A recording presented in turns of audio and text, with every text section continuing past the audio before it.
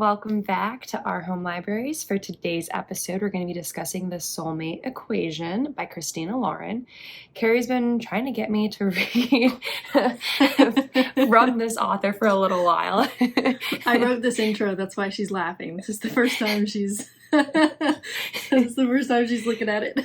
But she finally convinced me, and now we're here discussing this one. As usual, we are going to be discussing it, so there will be maybe some spoilers. So if it's one you want to read, pause now, go read it, and then come on back. She has a few other romance novels out there that are pretty enjoyable. It's actually two authors that write together, Christina and Lauren. Are their names. Carrie, so like this is what we want to do. It is, yeah. We could publish under Kayla Carrie. Or Carrie Kayla. Either way. I mean, Carrie is more of a last name, but yeah. That's really cool. I didn't realize it was two authors. I really like that. Yeah. They also have The Unhoneymooners. I really liked that one. I tried to push that one on Kayla too, but she was more interested in the Soulmate Equation. So yeah. And it was just also because you had already read it. I think it's fun sometimes for us to both do books that we haven't read yet. Yeah. So that was why I decided on this one. Yeah. But go on over, check out our Instagram, Facebook, or YouTube channel. Give us some love there. We would really appreciate it. We put a lot of effort and heart into this. So we appreciate anyone who's been tuning in and listening and interacting with us. So thank you so much. Yeah, before we get into the summary, I can play off what Kayla just said. We were just talking about this before we started recording, but like, doing the podcast makes me happy, like editing the videos, editing the audio, like it makes me smile to go back and hear our conversation again. And this is kind of like when we're struggling in our big girl jobs, like the ones that we actually get our money from. It's like the podcast is just something that can cheer us up a little bit, I guess. It really does. And I honestly, like, the few times I've ever felt stressed out about this, it was just because I needed to like finish reading something and I just didn't quite have the time, but like actually doing it is just so enjoyable. So yeah, no stress, just enjoyment. So about the Soulmate Equation. After a series of failed first dates and relationships, Jess, our main character, is kind of hesitant to trust the concept of soulmates and kind of prefers to rely on her own instincts when it comes to matters of the heart. Her best friend convinces her to take the leap and participate in the, I think you say it genetically, but it looks like genetic ally, but it's anyway, it's like a matchmaking process, and Jess never expected the results that she got. She discovers that her match is none other than River Pena, the scientist behind the algorithm for this matchmaking thing. River, of course, is just as surprised by this match, given that he met Jess pretty briefly before the results were revealed. And despite his initial skepticism, he becomes kind of intrigued by the idea of exploring a potential romantic connection with Jess. And with such a high match score and a presentation to potential investors just around the corner, this is the perfect opportunity for some good publicity for the company. The company offers to pay Jess, which is great because she just lost a job and she could really use the income. They're going to pay her to get to know River, and, she's not really in the position to turn that down. Amidst all this scientific experimentation that brought them together, Jess and River's connection deepens, and they find themselves falling for each other, of course. As they start to confront their doubts, their insecurities, they learn to trust in the chemistry between them and embrace the possibility of love in unexpected places. So that's really the gist of this book. We can get into the ratings. How'd you rate it? I rated it a little low. Did you really? I did. I gave it a 2 out of 5. Wow. Why? So I feel like maybe because I did this one on audio, nothing against the narrator for it, but it felt like every time they were talking about the science of it, it was like too clunky and like too much, and I didn't feel like we needed it. And it started to really bug me. it does get very scientific. Like, there's a lot of statistics in this book, and if you're not the kind of person who has a science background, it probably would be difficult for you to understand what they're talking about. And it just felt like too much. So that kind of bugged me. Plus, I felt like there was like so much good potential of stuff that I would have rather been like them deep diving in. Like, Jess had a really complicated relationship with her mother. Yeah. And we saw a few moments of it, but I feel like that could have been a more interesting storyline. And then, big spoiler, we realized that the number for compatibility was not exactly what was presented to them. There was someone doing some shady dealings. Yeah. So at chapter 21, it's this big revelation. And then at the end, River reruns it, and then Jess doesn't want to know the number, and then that really bugged me. It bugged you that you didn't know the number? Yeah. That's funny. Because I feel like if all this is science and we want to understand the science, whatever their number was is important, because if it was, and they are a match, even if the number wasn't showing as high as it was, then maybe it means that they need to like relook at some of the genetic markers, or like maybe they need to relook at the science. So it's like you leaned into all this science, and then at the end you're gonna like discount it. It really bugged me. It really bugged me. We can talk more about that later, because it does come up in one of our questions. But I did like the writing, and I feel like I would definitely read another book by them. Just this one, it just didn't quite hit home for me. But I will read another one. I gave it a 4 out of 5. I felt really invested in their relationship, and when we get to that twist at chapter 21, I was so upset. Yeah, you were I was gutted. like, You texted oh my God, me. how could they have done this? And I saw it coming. Like, I knew in the back of my head, I was like, oh, there's going to be something wrong with their tests. Like, yeah. That was stressful for me, and that's why I was invested. So this is the furthest. This is the furthest apart we've been on ratings, I think, in a really long time. Which is interesting, because if we think about this from like the perspective of what we traditionally like to read, you're more of the romance girl, and I'm more of like the fantasy action girl. So it's interesting that we would read like a more kind of traditional romance, and you would be like, eh, and I would like it. I know. Maybe Emily Henry just has ruined me. Maybe. I only like Emily Henry. It was book lovers that did it. Yeah, for sure. So the questions we're discussing in this episode come from the reading group guide in the back of the book. So we will, of course, link that in the description. But when we first meet Jess, what do we learn about her as a character through her kind of moment of reflection in the restroom? She's on a date. She goes to the bathroom and she looks at herself in the mirror, and she like literally talks aloud to herself. And does her self-perception change over the course of the novel? Well, so I really did like this introduction to Jess, because I feel like it builds a really good foundation she's a single mom doing everything she can for her daughter, has a great relationship with her grandparents, but you can tell that she is stressed, and we start learning more about that, because everything she's the only provider for her daughter. Like, yes, she could ask her grandparents for help here or there, but it's not like, if she's not making an income, then they would be in a pretty dire situation, and there's no help from the father of her daughter. So I feel like her looking in the mirror and being like, I look exhausted, is totally accurate. And I think she was at a point in her life where like she shouldn't have been going out on those first dates. Like, they were duds, clearly, and she was exhausted and not in a position to be putting effort into that. No fault to her. Yeah. But I think it was a pretty great introduction to her. And then I do think that obviously her view on everything does change as the book progresses. Yeah, I think what we really see that changes is like her priorities. I think at the beginning of the book, she's very much like, I'm her mother, and I'm going to do everything that I need to do to make sure my daughter has what she needs to succeed in life, even if that means it's detrimental for me and my mental health. And I think that eventually she kind of has this come to Jesus meeting, is what they like to call it in the Helms family, with her best friend. And that's my husband's name. And her best friend is like, look, I'm here. I love your daughter. I would definitely spend time with her. I would look after her if you wanted to go out for a weekend. Like, you have your grandparents here who would be more than happy to take her for a couple days. Like, you could do things that are good for you.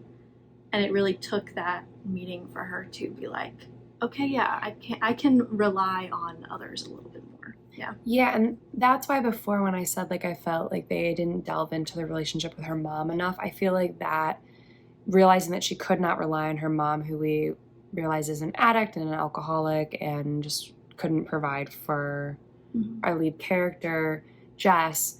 I feel like that was part of like the issue with why she felt like she had to do everything for her daughters, for Jess's daughter now, Juno.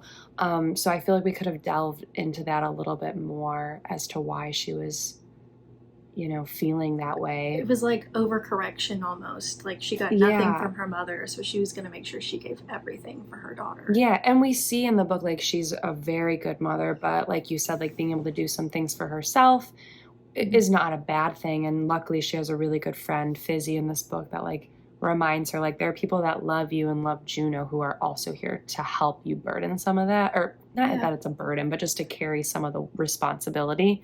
Yeah. But I really do relate to Jess because last year for this podcast, like I was a solo parent while my husband was deployed. And it's just like weird. Even like I was like with my parents and my sister who I know love my daughter and would do anything for her. But sometimes it felt really hard to like ask for help on stuff. Yeah. It's hard. Fun story. This one time, this is the only time Kayla has ever let me be alone with Anna. Kayla had a doctor's appointment, and Anna was under 2 at the time, so yeah, like somebody needed to be with her, and also taking her to the doctor's office. Then like now I can't. And it was during like doctor's nap office. time. My kid is with me. Yeah, so Anna went to do her nap time, right? And Kayla was like, she's probably not even gonna wake up. Like, I'll be home before she wakes up. Well, about 40 minutes before Kayla says I'm on the way home, guess who wakes up and is like moving around and like ready to get out of the crib? Yeah, so I went up there to get her, and she was not happy that I was not Kayla.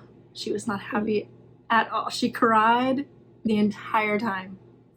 You got her to stop before I got back. I had to turn on the iPad, though. I had to turn her into an iPad kid for like 20 minutes.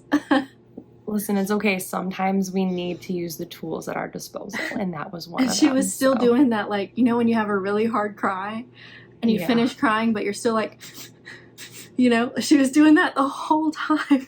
I know. And then Kayla gets home, and then she starts crying again, because she was like, oh my God, Bobby left me. I know. So that was my experience with Anna. It'll just get better. I know. I'm not really around Anna a lot. Like, we talk a lot like this, but Anna's Anna usually doesn't already see in bed me that often. Yeah. It'll get better. Oh, goodness. So at the beginning of the book, Jess is kind of like debating, like, can you even find a soulmate? Like, she's a statistician, so like the thought of that, she's like, it seems wildly improbable. And in chapter 3, we have Lisa, who's I feel like kind of like the HR department. Yeah, of she's genetically. like a publicist kind of thing. Yeah. She's talking with Jess, and she asks her, like, have you ever wondered what a soulmate truly is? Is love a quality you can quantify? And she goes on to explain the genetically method of testing for factors of attraction and long-term emotional compatibility, and that's how they try to find these soulmates, by looking at all these different points. So, do you believe love is scientifically quantifiable? Are there any other factors at play?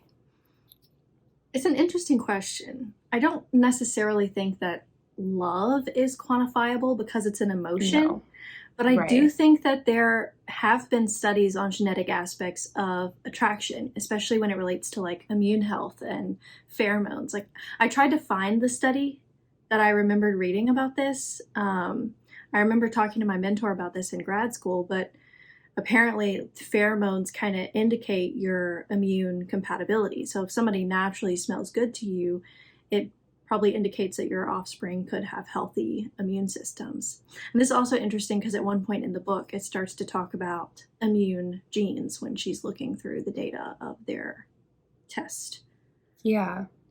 Yeah, I mean, I feel like there has to be some sort of genetic component to it. Like our genes are what kind of Mhm. impacts our entire lives. So I do believe in that, but I also think that it's like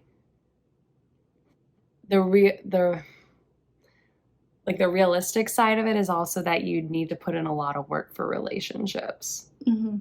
Like this has like you could be like so compatible, but like you need to choose to like show up for a relationship. Yeah, I think that being genetically compatible and being emotionally compatible are two totally separate things. Yeah. Yeah. But, I teach this in my class, and not to go too much on a tangent, but natural selection has shaped the way that we choose our long term mates. And you'd have to think that there is some benefit to genetic compatibility. There has to be some way for us to know subconsciously that a person is genetically compatible for us. Yeah. And if it's beneficial, it's going to persist in the population. Well, absolutely. And I want to jump to question 5 where it asks, like, do you think that all of this is more nature versus nurture, like Mm-hmm. what's playing a role? And I think it's like what you're saying, like there is the nature component, the things that we need Mm-hmm. to go on and survive, but then there's also the stuff that you like foster and nurture Yeah, and make happen. So it's always both, in my opinion. yeah. It's never going to be one or the other. I like to teach in my class that your genes are kind of like a recipe for certain traits, and the environment is like a creative cook. You could change certain ingredients based on what's available in the environment. But, I also think this kind of goes back to personality versus genetic compatibility. In a lot of cases, couples that have similar personalities likely grew up in similar environments. Mm-hmm. And just because your genetics are particularly compatible doesn't necessarily mean your personalities will be, right? This company has had a few diamond matches, has only had a few diamond matches, and that's like the highest match. You can be over 90% compatible. So it's not like they can do any kind of statistically meaningful study on the personalities involved in those matches because the sample size is just too small. It's still a really interesting concept. It is very interesting that you can and definitely test for this. Plausible. It's just there's too many genes. There's so many genes. So many. Billions. You have billions of nucleotides in your DNA. It's a lot. So Jess's best friend Fizzy makes a comment of like, I didn't expect my dates to be life altering, and they weren't.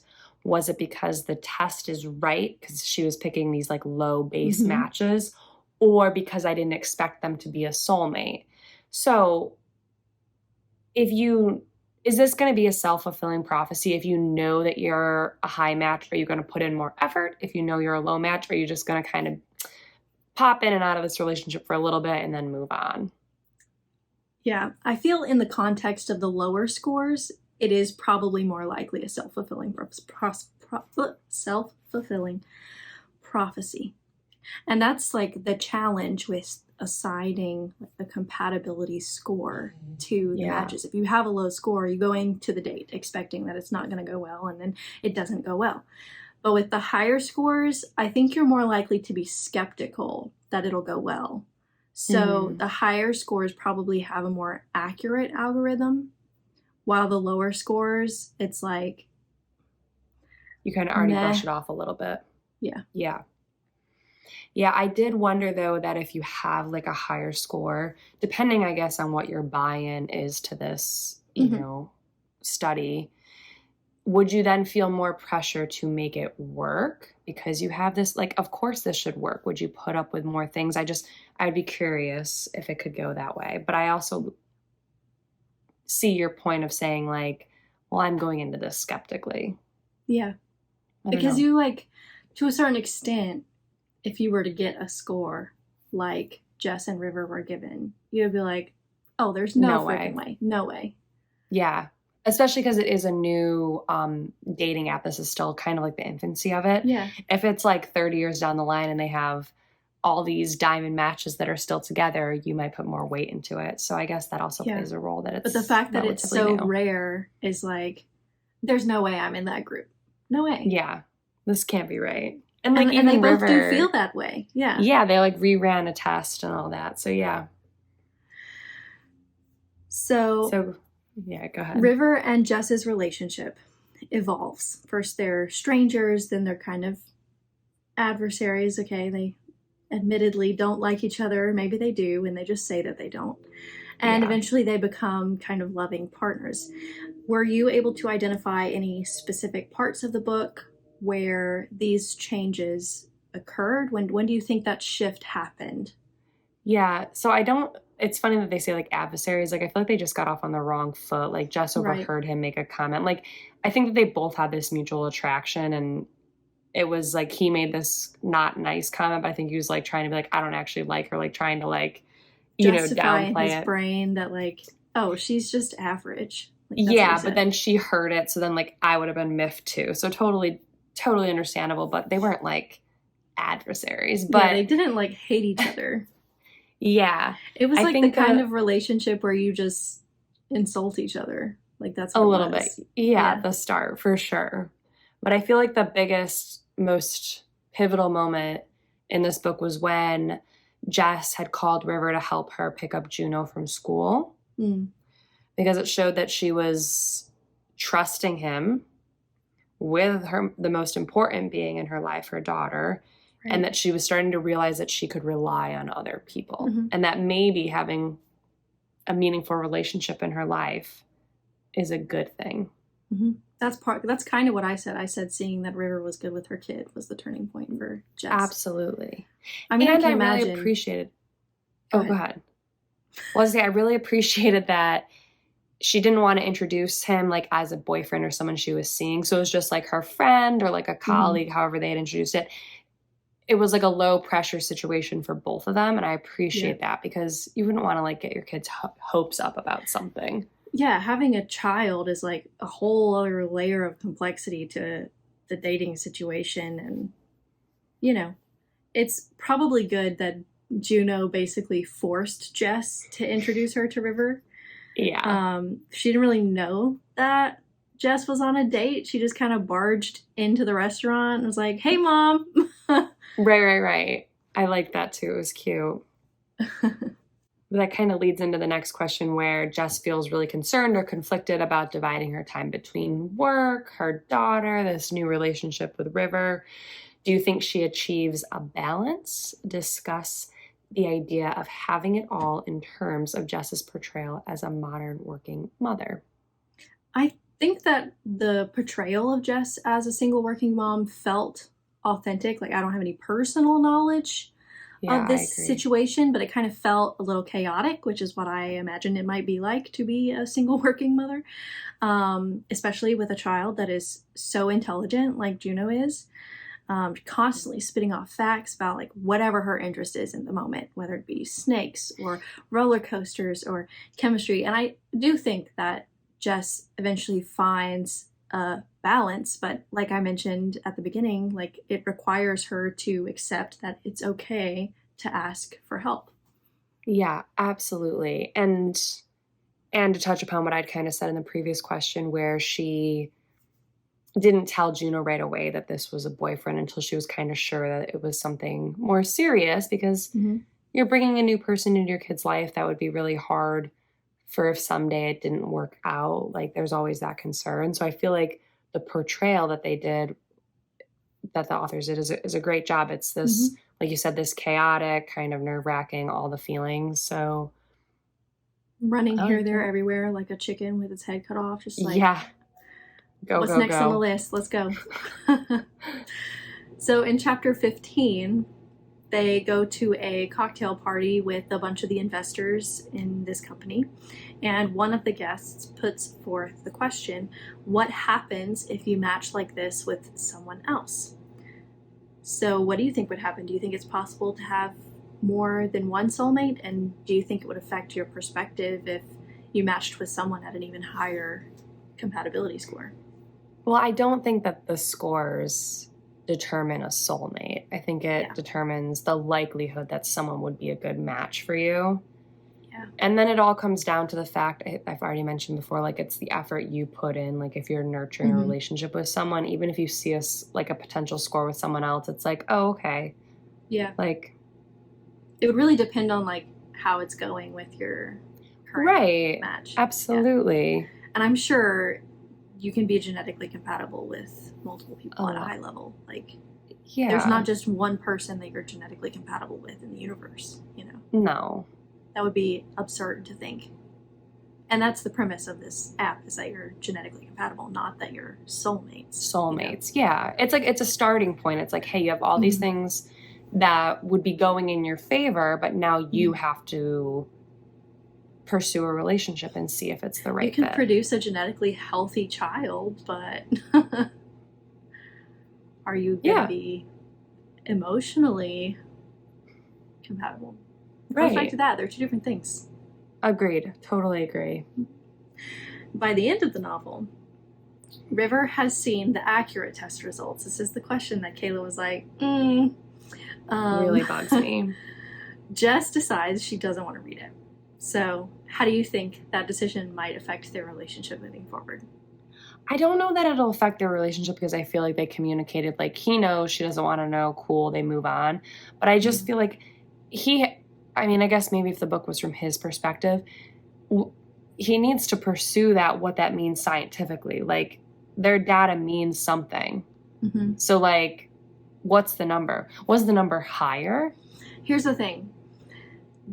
What I got stuck on was the fact that he said that they were not going to be making a statement. The company was not going to make a statement about the issue. The only reason I could think of that they would not have to make a statement about this is if the results were greater than or equal to the forged results. That's what I thought too. And I think that Jess kind of makes that assumption, which is why she's comfortable being like, no, I don't really need to see the new results. Right? Yeah, because that's what I thought too. If the relationship is going well, does genetic compatibility really matter in the long run? But that's the kind whole of goes back to that self-fulfilling prophecy thing. I know. Yeah, it really bugged me. This really bugged me. There you go.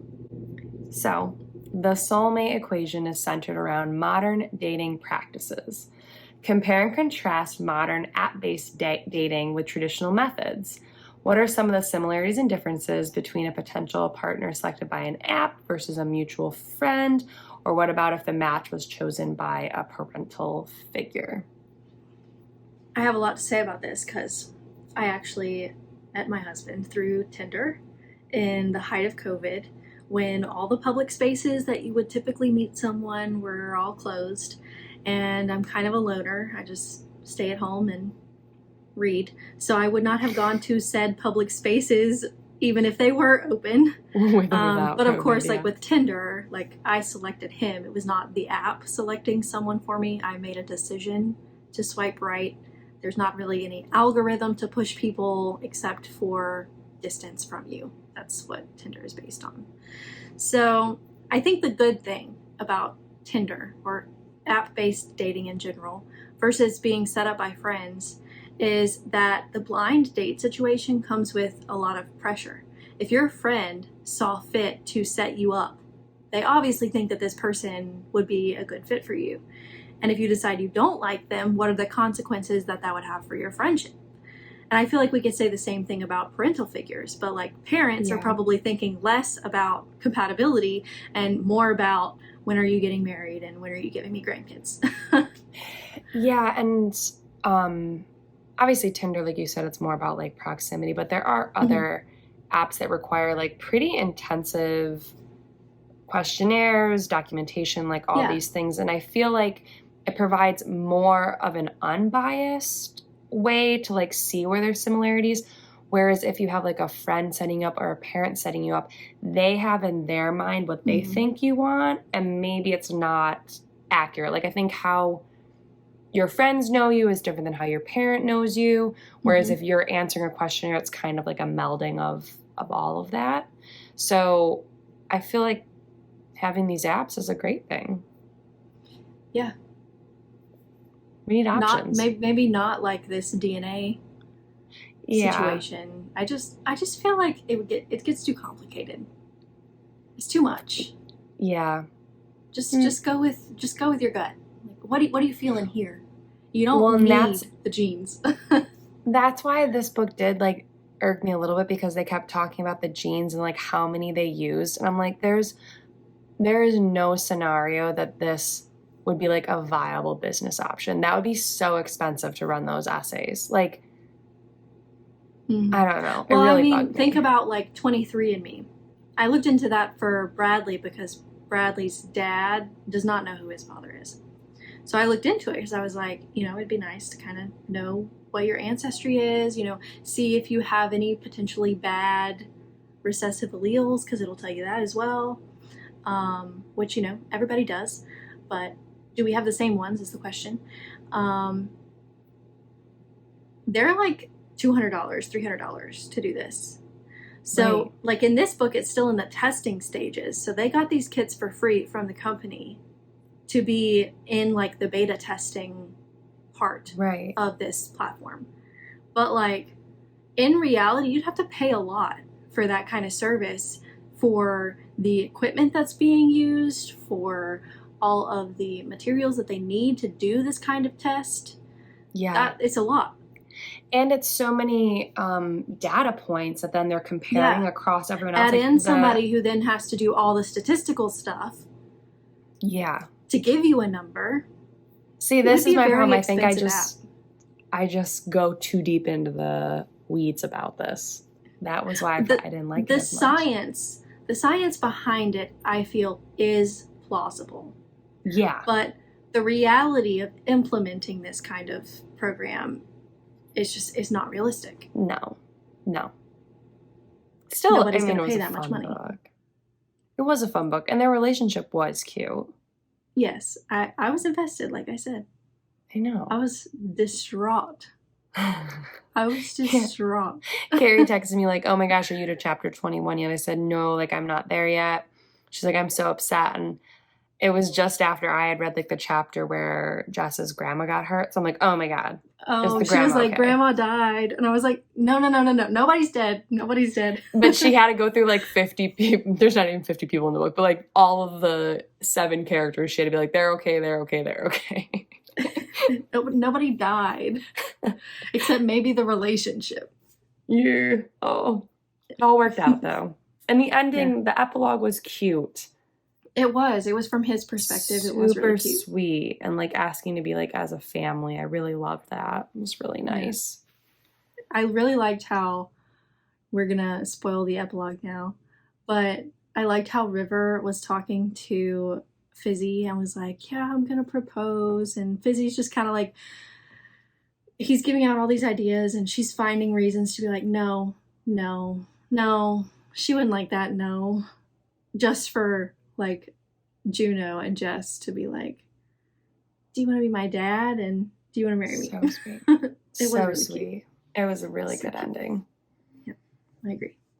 So next up, we're gonna go back into the Touch of Darkness series. So last season we put out a podcast for the first book, and we are going to do a 2-book like combo episode. We're doing A Touch of Malice and A Touch of Ruin. Those are the next 2 books in that series, all in preparation because A Touch of Chaos will be coming out shortly after that. So it's just like a big Touch of Darkness, fun. Yeah. I think A Touch of Chaos comes out the same day this 2-book episode comes out, the 26th of September. So come pregame with us, listen to the episode. It'll refresh your memory. Feel free to go back to A Touch of Darkness as well. Yeah. Should be fun. If you enjoyed our conversation today, be sure to listen to some of our previous episodes.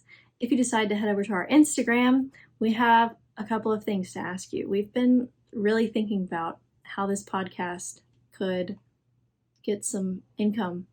And just evolve. Like, what else can we do? What else can we get out there for people? Yeah, for sure. But like I mentioned at the beginning of the episode, like this kind of stuff, it just makes us happy. We want to do more of it. Yeah. So we have ideas. We want to do some book club kits that would be like digital downloads available for purchase. We haven't decided whether we'll use Etsy or Spotify. We still have Shopify, yeah. Spotify. The podcast kinda is have on to Spotify. think about the pros and cons of that. We've also played with maybe doing a Patreon. I've gotten into bookbinding recently. You guys want to see? I recently Yeah, if you rebound watch on YouTube, the entire Carrie's Harry showing. Potter series. So here's the first book that I did. For those of you who are listening just to the audio, Carrie bound the first Harry Potter book. It's a really pretty brown. It has a gold foil on the front, the spine, and the back. Sorcerer's Stone on the front, of course. I would like to make a bold statement that I think that you bind your books better than most of the books at Barnes & Noble. I mean, and that's interesting that you say that, because the one book that I have given you that I bound, I did it totally from scratch. Like, I printed it myself. It was a fan fiction. Yeah, it's phenomenal. They look really nice, but they were paperbacks, and I kind of tore the cover off and then did a hardcover. They look binding. really good. Like, I feel like it's a really elevated. That's definitely like for where you show off books. So if anyone's interested in having Carrie bind a book for them, you can also send us a DM. Anyway, leave us a DNA emoji in the post for this episode. We really appreciate you guys listening. We'd really appreciate your thoughts on our business ideas. And we will speak to you guys next time. All right. Bye. Bye.